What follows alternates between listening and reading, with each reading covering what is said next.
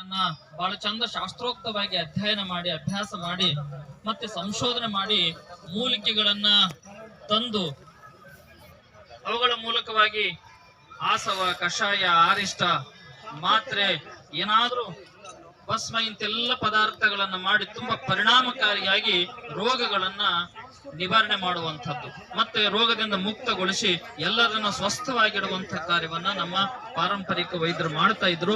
ಆ ಕಾರಣವಾಗಿ ಅವರನ್ನ ದೇವರ ಸ್ವರೂಪದಲ್ಲಿ ನಮ್ಮ ಇಂದಿನ ಜನ ಗೌರವಿಸಿಕೊಂಡು ಬರ್ತಾ ಇರುವಂತದ್ದು ನಮ್ಗೆಲ್ಲರಿಗೂ ತಿಳಿದಿರುವಂತ ವಿಷಯ. ಆದ್ರೆ ಕಾಲಾನಂತರದಲ್ಲಿ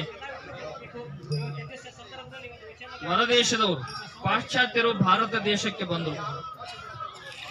ಬೇರೆ ಬೇರೆ ದೇಶದಿಂದ ಬಂದಂತವರು ನಮ್ಮ ದೇಶದಲ್ಲಿರುವಂತಹ ಅತ್ಯಂತ ಪರಿಣಾಮಕಾರಿಯಾಗಿರುವಂತಹ ಈ ವೈದ್ಯ ಪದ್ಧತಿ ಬಹಳ ದೊಡ್ಡ ಮಟ್ಟದ ಕೆಲಸ ಮಾಡ್ತಾ ಇದೆ, ಇದು ಈ ದೇಶಕ್ಕೆ ಬಹಳ ದೊಡ್ಡ ಶಕ್ತಿಯಾಗಿ ನಿಂತ್ಕೊಂಡಿದೆ, ಇದನ್ನು ಕುಂಠಿತಗೊಳಿಸಬೇಕು ಅನ್ನುವಂತ ಒಂದು ದೊಡ್ಡ ಕುಯುಕ್ತಿಯನ್ನ ಮಾಡ್ಲಿಕ್ಕೆ ಶುರು ಮಾಡಿದ್ರು.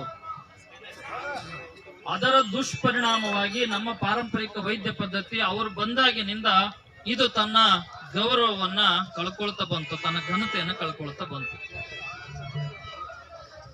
ಅವ್ರೇನ್ ಮಾಡಿದ್ರು ಅಂತಂದ್ರೆ ನಮ್ಮದ್ರಲ್ಲಿರುವಂತಹ ಅತ್ಯಂತ ಸ್ವಚ್ಛ ಮತ್ತು ಶುದ್ಧವಾಗಿರುವಂತ ಮೂಲಿಕೆಗಳನ್ನ ಕಲಬೆರಕೆ ಮಾಡ್ಲಿಕ್ಕೆ ಶುರು ಮಾಡಿದ್ರು. ತಮ್ಮದೇ ಆಗಿರುವಂತ ಪದ್ಧತಿಯನ್ನ ಬೆಳೆಸಿ ತಮ್ಮ ಅನುಕೂಲಕ್ಕೋಸ್ಕರವಾಗಿ ತಮ್ಮ ದೇಶವನ್ನ ಅಭಿವೃದ್ಧಿಪಡಿಸಲಿಕ್ಕೋಸ್ಕರವಾಗಿ ನಮ್ಮ ದೇಶದಲ್ಲಿರುವಂತಹ ಗಿಡಮೂಲಿಕೆಗಳನ್ನ ಕ್ವಾಲಿಟಿ ಕಡಿಮೆ ಮಾಡಿದ್ರು. ಮತ್ತೆ ಇವುಗಳನ್ನ ಕದ್ದುಕೊಂಡು ಹೋಗಿ ತಾವು ತಮ್ಮಲ್ಲಿ ಪರಿಣಾಮಕಾರಿಯಾಗಿ ಪ್ರಯತ್ನವನ್ನ ಮಾಡಿದ್ರು. ಮತ್ತೆ ನಮ್ಮದನ್ನ ಸುಳ್ಳು ಅಂತ ಹೇಳಿಕೊಂಡು ನಮ್ಮ ಮೇಲೆ ದೊಡ್ಡ ಗದಾಪ್ರಹಾರವನ್ನು ಮಾಡಿಕೊಂಡು ಬಂದ್ರು. ನಮಗೆ ನಿಮ್ಗೆಲ್ಲ ತಿಳಿದಿರಬೇಕು, ಕೇವಲ ನಾವು ಏನ್ ಆಲೋಚನೆ ಮಾಡ್ತೀವಿ ಅಂತ ಕೇಳಿದ್ರೆ ಈ ಕಾಲದಾಗ ಹಿಂಗಾಗಿದೆ ಅಂತ, ಹಂಗೇನಿಲ್ಲ. ಸುಮಾರು ಒಂದು 250 ವರ್ಷಗಳಿಂದಲೂ ನಮ್ಮ ಮೇಲೆ ದೊಡ್ಡ ಪ್ರಮಾಣದ ಗದಾಪ್ರಹಾರ ಆಗಿ ಬಂದದ್ದು. ಆದ್ರೆ ನಮಗದ್ರ ಪರಿಜ್ಞಾನ ಇಲ್ಲ. ಸೊ ನಾವು ಸ್ವತಂತ್ರದ ಪೂರ್ವದಲ್ಲಿ ಏನೆಲ್ಲ ಸಮಸ್ಯೆಗಳನ್ನ ಅನುಭವಿಸ್ತಾ ಇದ್ದೀವಲ್ಲ, ಸ್ವತಂತ್ರದ ನಂತರದಲ್ಲಿ ಒಂದಿಷ್ಟು ಸಮಸ್ಯೆಗಳು ಶುರುವಾದವು. ನಮ್ಮ ಪಾರಂಪರಿಕ ವೈದ್ಯ ಪದ್ಧತಿಯನ್ನ ಅತ್ಯಂತ ಪರಿಣಾಮಕಾರಿಯಾಗಿ ಗೊಳಿಸುವಂತ ವೈದ್ಯರನ್ನ ಅಲ್ಲಲ್ಲಿ ತೊಂದರೆಗೀಡು ಮಾಡ್ತಾನೆ ಮತ್ತೊಂದಿಷ್ಟು ಪದ್ಧತಿಗಳು ಬೇರೆ ರೂಪವನ್ನ ತಾಳ್ಕೊಂಡು, ನಾನು ಅವುಗಳ ಹೆಸರನ್ನು ಹೇಳಂಗಿಲ್ಲ.